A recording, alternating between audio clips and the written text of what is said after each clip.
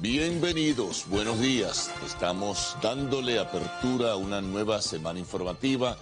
Estamos, pues, escorriendo las cortinas de las noticias en este día lunes 20 de noviembre ya. Aquí estamos, como siempre, desde esta hora, compartiendo con todos ustedes y presentándoles las notas de mayor interés, tanto en el espacio nacional como en el espacio internacional.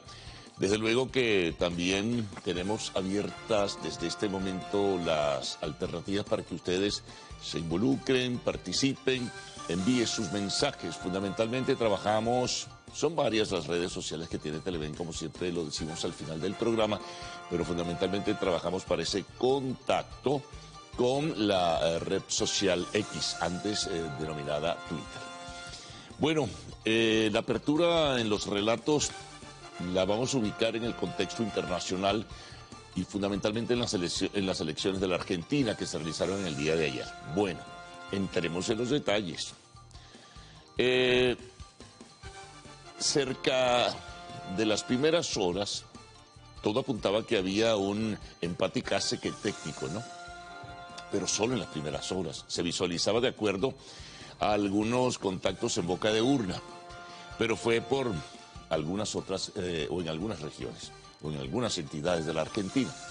Porque Javier Milei, el candidato liberal o libertario, como se denomina, pues que había perdido frente a Massa en la primera vuelta electoral, pues sumó votos de diversas corrientes y obtuvo una victoria realmente contundente sobre Sergio Massa, el candidato del oficialismo, en este caso. 55 punto y tantos por ciento sacaba Javier Milei. Eso eran más de 13 millones, casi 14 millones de votos. Mientras que Sergio Massa sacaba 11 millones y tantos, 44 punto y tantos por ciento, decíamos. Las precisiones las podemos presentar luego. En este sentido fueron 11 puntos y medio de ventaja.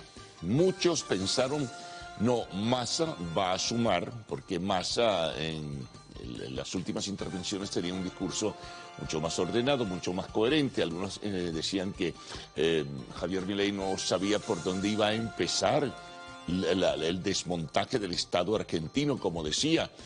Bueno, tiempos de cambio, vientos de cambio, señalaba. Y en la intervención dice, se acabó la Argentina que se conocía, vendrá una nueva, que no va a ser sencillo, porque apenas son 4 años en el ejercicio del gobierno inicial. Pero lo cierto es que para muchos Milei fue el batacazo porque se apostaba, a pesar, decía antes, como en las primeras horas se pensaba en el empate técnico, y que Massa finalmente iba a obtener una victoria no con mucha ventaja, pues ocurrió lo contrario y se volcaron 21 de las 24 provincias argentinas de manera importantísima sobre el voto hacia Milei. Córdoba, por ejemplo, con más del 70%, que es una provincia emblemática de la Argentina. Y Buenos Aires, la provincia de Buenos Aires, con su capital, Buenos Aires, pues que había sido un reducto histórico en buena medida del peronismo, pues resulta ser que la ventaja que visualizaban y los cálculos que se hacían para que Sergio Massa obtuviera el número de votos suficiente para poder sumar frente a las otras provincias argentinas que inclinaban su votación a Milei, pues no ocurrió así, no ocurrió esto. Apenas por un punto, Massa obtenía la victoria en la provincia de Buenos Aires, 50 punto y tantos por ciento, mientras que Javier Milei 49 punto y tantos por ciento. Es decir que lo que algunos denominaron el batacazo, pues se cumplió. Desde luego, esto llevó desde el mismo momento en que se conocía ya la tendencia clara y definida a una serie de especulaciones. Sergio Massa, el candidato del oficialismo, reconoció mucho antes que se conociera un boletín oficial que había perdido pues la elección y que Milei había obtenido la victoria. Dijo que a partir de hoy lunes 20 de noviembre pues queda en manos de Milei la reconstrucción pues de lo que se denomina la nueva Argentina. O por lo menos decía, bueno, Milei ahora es responsable de lo que va a pasar en adelante. Milei tendrá que tomar posesión de su cargo el 10 de diciembre. Ayer, en su cuenta de X, el presidente Alberto Fernández no felicitaba a Javier Milei, pero sí decía que a partir de hoy se abrían pues los caminos para lograr y trabajar sobre la transición. No son muchos días. Y Milei pues ya comienza de alguna manera a visualizar quiénes serán los integrantes de su gabinete. Pero ha sido de altísimo impacto y con repercusión internacional muy importante. En la formalidad, muchos presidentes y gobiernos del mundo, bueno, felicitaban a Milei. Expresidentes emblemáticos también ofrecían su respaldo. Lula, que es el gran vecino de la Argentina, presidente de Brasil, el gran vecino de la Argentina, pues felicitaba en la formalidad y deseaba éxitos. Gustavo Petro se metió en Honduras y comenzó a opinar al presidente de Colombia, señalando que era triste, que había triunfado la extrema derecha, pero que esa fue la inclinación del voto. Por supuesto, esto llevó a expresidentes como Álvaro Uribe, Iván Duque, Andrés Pastrana a pronunciarse sobre esto. Incluso Bukele de El Salvador chocó en criterios con Gustavo Petro por lo que colocó en su cuenta de X, señalando, bueno, ahora a llorar el presidente de El Salvador, Bukele. En fin, levanta múltiples comentarios. Joe Biden, presidente de los Estados Unidos, felicitó y dijo que hay que trabajar en conjunto en el área comercial y en el área climática. Y bueno, esperar qué es lo que como medidas que algunos llamaban estrafalarias anunciaba en su promoción electoral y que entonces ahora como presidente tendrá que cumplir. ¿Cuántas? La dolarización es un compromiso fundamental que levantó mucha polémica. La eliminación del Banco Central de la Argentina, eso es más complicado institucionalmente hablando. Pero en todo caso, él ayer decía que nacía una nueva Argentina, decía Milei.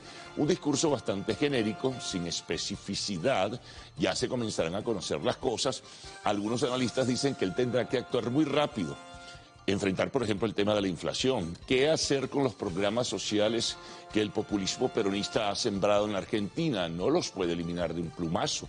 Él habla de reducir drásticamente el gasto público, reducir ministerios, la burocracia y enfrentar el tema de la corrupción.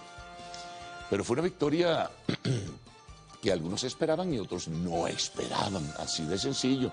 Y hay un gran nivel de expectativas por una parte, de optimismo por la otra parte y de incertidumbre sobre cómo va a manejar las cosas. Tuvo aliados importantes, en este caso Milei, el expresidente Mauricio Macri, la candidata de la tercera fuerza de la centroderecha, Patricia Bullrich, que apoyaron a Milei, probablemente le den también algún respaldo en la propia estructura de su gabinete. Lo cierto es que Argentina tiene nuevo presidente, Javier Milei, hay que estar muy pendientes. Es una persona muy particular, como muchos ya lo habrán visto en su forma de actuar. Pendientes entonces. Bueno, nos venimos a Venezuela. Ayer hubo un simulacro de la que será el 3 de diciembre la gran consulta electoral por el referéndum consultivo. Las opiniones de los voceros del gobierno apuntan, igualmente la del Consejo Nacional Electoral, a que se superaron las expectativas, que votó más gente en los centros de votación indicados de la que esperaban, que los venezolanos se sumaron para conocer cómo era el mecanismo, cómo era el tema de la respuesta a las 5 preguntas que se formulan en el referéndum consultivo. Maduro felicitaba a través de sus cuentas en redes sociales pues por la realización del referéndum y la participación de la gente. En algunos lugares hubo más gente que en otros, en fin, y la curiosidad también de por medio para saber en qué consiste pues esta propuesta electoral donde los venezolanos determinarán pues o reiterarán por una parte su respaldo al reclamo territorial sobre el territorio esequibo, pero también pues conocerán los detalles de qué significa y comienzan a conocer, porque muchos no sabían los detalles de lo que significa este reclamo editorial de Venezuela y el compromiso para que continúe pues esta disputa apoyándose pues en lo que estableció el Acuerdo de Ginebra de 1966. Bueno, De esto ya en diferentes reportajes se ha explicado y seguirá explicándose en este sentido. Pero a su vez los voceros del gobierno, tanto Jorge Rodríguez, quien es el jefe del comando de campaña en la promoción del referéndum consultivo, como otros, como la vicepresidenta ejecutiva Delcy Rodríguez, se refirieron, por ejemplo, a unas declaraciones que ofreció el sábado el presidente de Guyana, Irfan Ali, rechazándolas. Él lo llamaron promotor de la guerra, en algunos casos, creando un ambiente pesado, ¿no?, dentro de lo que se busca, como es un acuerdo pacífico, un acuerdo pues establecido dentro de los lineamientos del Acuerdo de Ginebra, en fin, y esto tuvo respuesta en el día de ayer por parte de los voceros del gobierno. Por lo demás, bueno, seguirá la promoción como tal. Ponderaron los voceros del gobierno en que factores de la oposición venezolana se hayan sumado sin distingos de ningún tipo también al aliento, a la fuerza, a esta cita electoral. Y bueno, en este sentido, pues hay que mantener el seguimiento y la cobertura informativa del caso. Bueno, otras informaciones. Gustavo Petro, presidente de Colombia, estuvo en Venezuela de visita el sábado, se reunió con Maduro varias horas. En la generalidad se pudo conocer que hablaron temas vinculados a la migración, a la posibilidad de un acuerdo y asociación entre Ecopetrol de Colombia y PDVSA. Desde Colombia ya comenzaron algunas voces a criticar la posibilidad de un acuerdo con PDVSA por la situación en que se encuentra la casa matriz de la industria petrolera venezolana, pero de eso también se habló, bueno, y de otros temas. Él venía, Petro, de los Estados Unidos, de la cumbre Asia-Pacífico, se reunió con el presidente Biden, tocó el caso venezolano y, por supuesto, solicitó una vez más, eso trascendió, y se conoció aquí el día sábado, la solicitud de levantar las sanciones en contra de Venezuela como un mecanismo para tratar de reducir las tensiones. Igual que abordar el tema de la migración venezolana hacia los Estados Unidos como un asunto humanitario.